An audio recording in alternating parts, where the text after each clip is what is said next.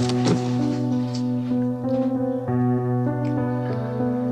all started a week ago when me, my mom, and my 10-year-old brother were looking for garage sales because it was garage sale season.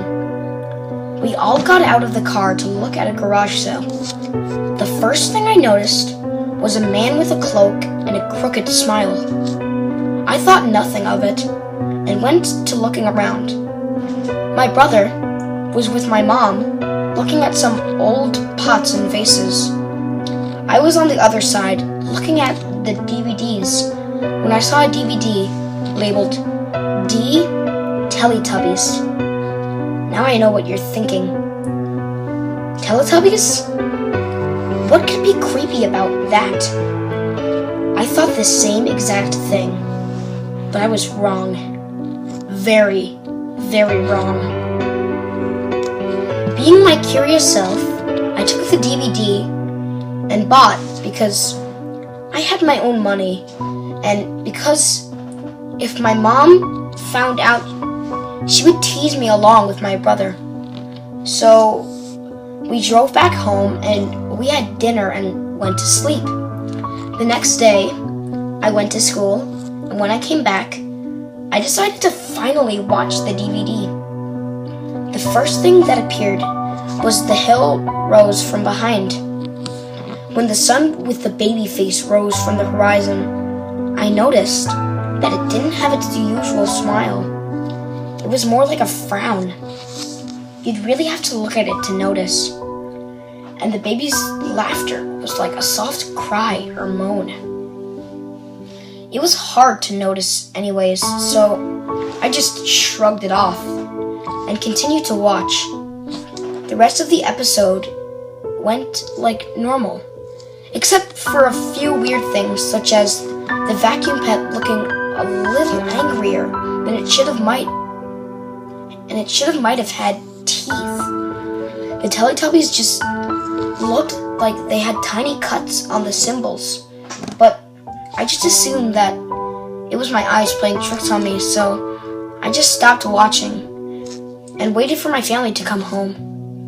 The next day, when I was walking to school, I live close to my school, I swore I kept seeing shadows of the man I saw at the garage sale. I walked by the house that I bought the DVD at, and the tables and stuff were no longer there.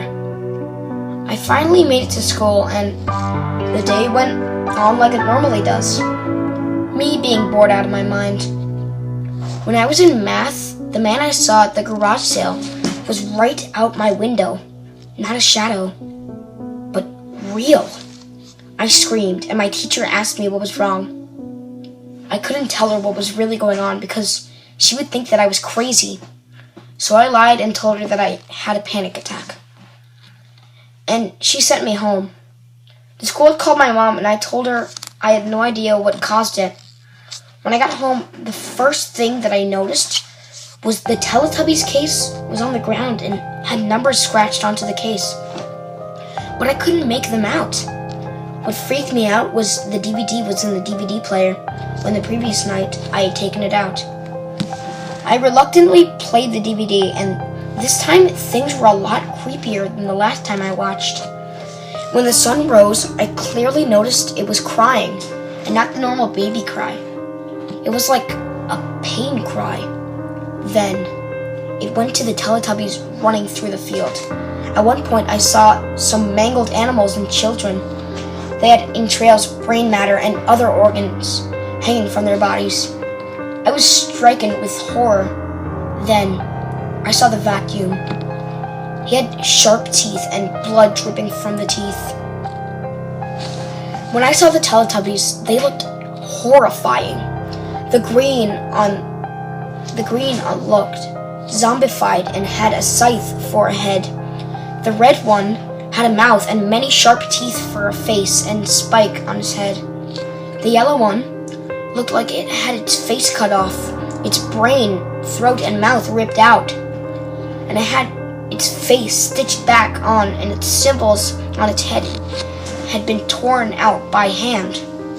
Now his face looks like a black empty space. And finally, The purple one's face was covered by a skull, and its symbol was replaced by a bone. The Teletubbies looked like demons. That's when I realized what the D meant. The D in D Teletubbies, it meant demon. The first thing I did was take the DVD and tried to break it, but right when I tried to grab it, the disc burned my head and I saw my dog. I have a dog, if I didn't tell you that, and it flew up against my wall and died. I was too scared to be sad at the time. There was a knock on my door and I was reluctant to answer, but I did anyways. When I opened the door, I noticed it was the old man from the garage sale. After about 3 seconds, he said, "Inform others to buy the DVD, or I will force them to buy it." Then, in a flash of smoke, the DVD and the man disappeared. I was knocked back into the same wall of my dead dog. Right before I hit the wall, I noticed the man left a note that read, 666. About 2 days after that event, I had gone to see a psychiatrist for my mental and emotional problems. After I saw them, I was able to return from school. One day, me and my brother were walking to the store and I saw it. The location that the garage sale was at, it wasn't there. All that was there was a hill and a sun. And no matter how bad the weather was, it would always be sunny.